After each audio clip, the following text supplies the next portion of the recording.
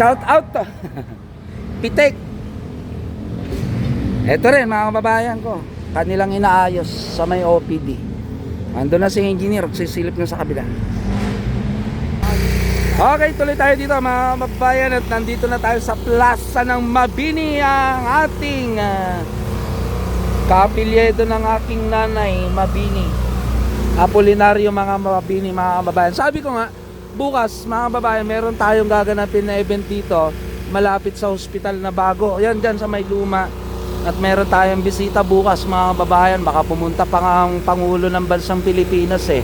Abang-abang kayo dyan mga kababayan ko, dahil nakikita na natin dito sa surroundings natin ang preparation. Ayan. Yung kanina may nagpa-flashing doon, ngayon dito naman meron sa may plaza ng ating Mabini. Ayan, nandito ang DPS. Tuloy lang, tuloy. Ayan, at lilinisin talaga natin itong lugar-lugar natin. Likewise din ng ating mga taga DPS na nagwawalis. Ayun.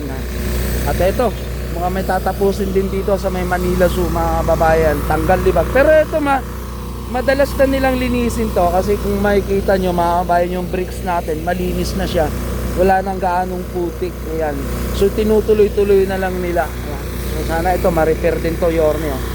Itong mga bricks ay ano dito, na tatanggal na yung iba. Ayan, para lumabas yung tunay na kulay ng bricks, ina-flashing ng pressurized water. Yan pa yung pangkaraniwan na ginagawa ngayon dito sa lungsod ng Maynila. Pero nung panahon, nung dating administrasyon, hindi natin to nakikita, kasi nga puro utang yata yung tinamasa ng ating tinatawag na, sabi nga ni Yorme, ultimo pambili ng sabon ay wala ang lungsod ng Maynila nung panahon na yan. Ito yung ginagamit nila na sabon. Ayan diputed. Ito. Kaya mabangong ito mga kababayan. Kung nakakaamoy na kayo kapag may naglilinis ng ganito, Amazon Rocks na may downy. Yun, lakas ng pressurized water na to, tanggal talaga yung dating itim nangingitim sa putik, talagang ayan maglalabas yung kulay ng bricks. So eto yung mga preparation natin para bukas. Mukhang may big event tayo sa area ng Malate mga kababayan. Yan, nang dahil dyan sa inaugurasyon nang dahil dyan sa groundbreaking ng paaralan ng PLN. Abang-abang kayo bukas mga kababayan.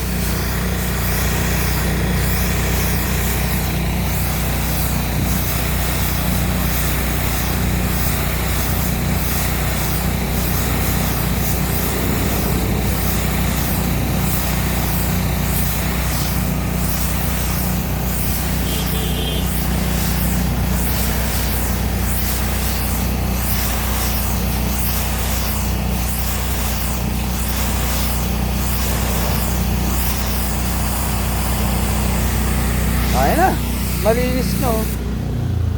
Ayan siya mga kababayan pag malinis na.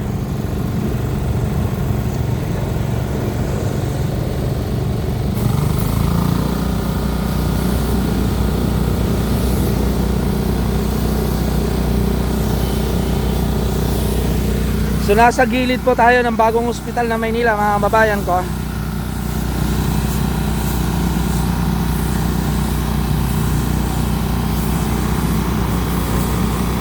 Okay, tuloy natin ang ating pagbablog. Tuloy tayo dito mga kababayan. Ito yung favorite na ibinablog ni Channel Reds. Yan, sa pamumuno ni Boysen at ng lungsod ng Maynila. Yan mga kababayan ko. Ito, may tinatapos sila dito na murals. Yan, para sa clean looking good. Shout out nga kay Channel Reds. Ito yung tulips na binubukan-bukan ni Channel Reds. So ayan dinodrawing muna nila.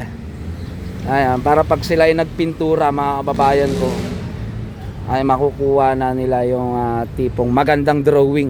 Kagaya ng tulips na sinasabi ni Channel Reds na bukang-buka. Di ba tol? Ito bumuka na. Bumuka na nga yung pattern, no? Di ba? Okay, ayos to sa alright ha. Shout out tol. Oh, shoutout mo nga si Reds. Nagpauso ng bukang-buka. Ayan.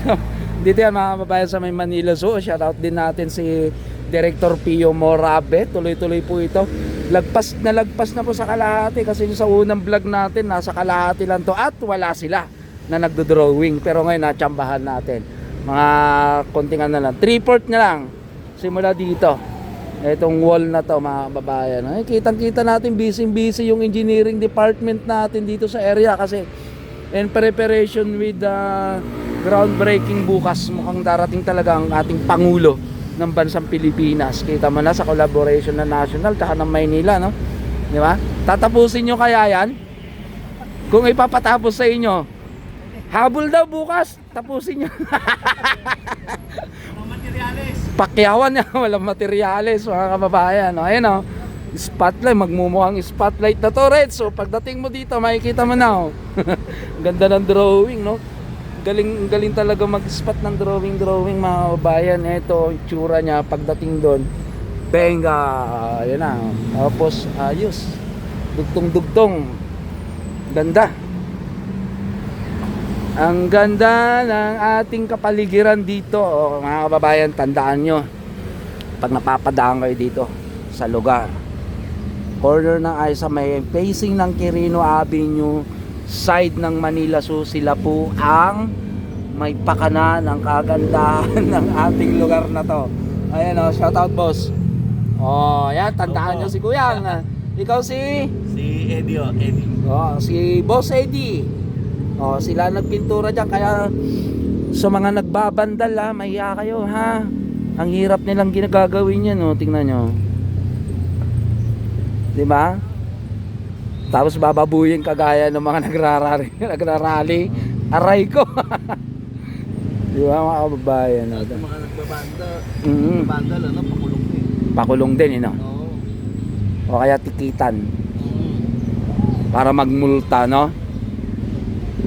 Ayan, alam niyo yung arts, yung pagpintura, sobrang hirap. Plus yung ginastos para sa di ba? Pintura. Yun na lang wag na lang yung gastos sa pintura yung art mo na lang di ba? Yun na lang yung panghinayangan nyo. Kaya wag nyong sisirain yung mga ganito. Doble-doble ang nararamdaman ng mga yan. Pagod, ngalay, gutom, uhaw. Tapos isa lang ganun lang namin. Di ba? Ay mahiya-hiya naman kayo kasi pinapaganda na natin itong lugar, lalo sa may Manila Zoo. Dagdag na to. Pwede kayo magpa-picture, di ba? Pwede kayo magpa-picture, Instagramable ito. Yan, di ba? Wala na yan sila pag-picture dito. Sarap niyan, boss, di ba? Pwede kayong habang naglalakad, nagpo-posing. Ang ganda ng background nila, tama?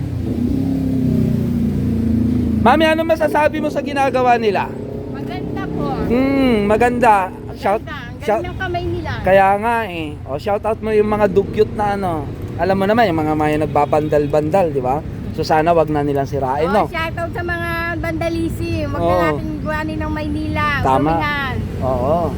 Kasi baka mapasok pa kayo sa oblo. Di ba? Hindi naman ang ganda pag may drawing. Pero Instagramable, di ba, mami? Ang ganda mo tingnan diyan, habang naglalakad ka tapos ganito yung mo. Yes, pwede ka mag-picture. Yes. Para nasa Singapore ka na, madam. Di ba? Ang tulips, dito kung papansin nyo, yung tulips hindi pa bumubuka. Pero nung nag-vlog si Reds, bukang-buka. Di ba, boss? Ayan, kita nyo na yung dahon. Di ba? Kung gaano sila ka-art. Ang galing gumanang art. Nasa wall, Instagramable ito, mga kababayan. Tingnan nyo. Di ba? Kaya mahiya tayo sa pamunuan ng Manila Zoo. Alagaan din natin yung ginagawa nila. Ginagawa nila ito para sa ikagaganda ng ating mga nakikita, lalo na sa kapaligiran. Para mamangha yung mga kababayan natin na hindi taga Maynila. Di ba, boss? Yan. Ang ganda ng pasilyo natin. Oo. Makisama kayo sa ginagawa ng ating pamalahang lungsod ng Maynila. Siyempre ang ating Manila Zoo. Yan, sa pamumuno ni Director Pio Morabe. Sila bossing, di ba? Ilang araw na kayong gumagawa niyan, boss? Almost ano na, 3 months. Okay, tama. Almost 3 months. Tapos, kagaya ng mga nangyari dyan sa may Mindiola, sasaglitin lang ng nagbabandal na tulongges, di ba? Yan yung mga nakakawalang ganang buhayin. Yung mga dayo, no? So we're hoping, mga kababayan ko, na hindi matutulongges itong ginawa nila kasi ang hirap mag-create ng tubig na ganyan, no? Tubig yan, no? Di ba? Ang galing nila mag-create, oh, yung tubig na pintura na nakadikit dyan sa bulaklak. Di ba? Ang galing, oh. Buhay na buhay. So yun, mga kababayan, kung mapapansin nyo din itong Thailand bamboo, yan na nasa taas. Ganon din po yun, Thailand bamboo din po yung naitanim doon, mga kababayan. So ganito, antayin lang natin na magkulay green yun. Dagdag din po yan kagandahan dito sa kanilang ginawa na art dito sa wall ni Manila Zoo. Boss, shoutout kayo si Ninyo Basilio. Ayun, si Shoutout Boss pala sa Ninyo. mga taga Blooming Treat dyan. Oh, trabaho mo na, trabaho. Kita nyo, taga Blooming Treat pa si Boss Ninyo, ha? Shoutout po sa mga kasama ni Boss Ninyo sa PRB. Yan. Yan, Sir Pio Morabe, boss. Tuloy tayo dito. Titingnan natin yung bagong tanim doon kasi medyo nalalanta pa siya eh. Yan, oh, Instagramable. Mag-aala Singapore talaga tayo eh. Pwede ka na maglakad-lakad dito. Yan. Kung meron tayo sa may Rojas Boulevard na kawayan, ganyan yun. Pero yung Chinese yun. Ito kasi Thailand yun nandito sa may Manila Zoo, mga kababayan. Yan yung dahon yun, mataas na. Yan. And then, pintura dito sa baba. Maganda. Diba? Magiging clean looking good na tayo. O, ito na.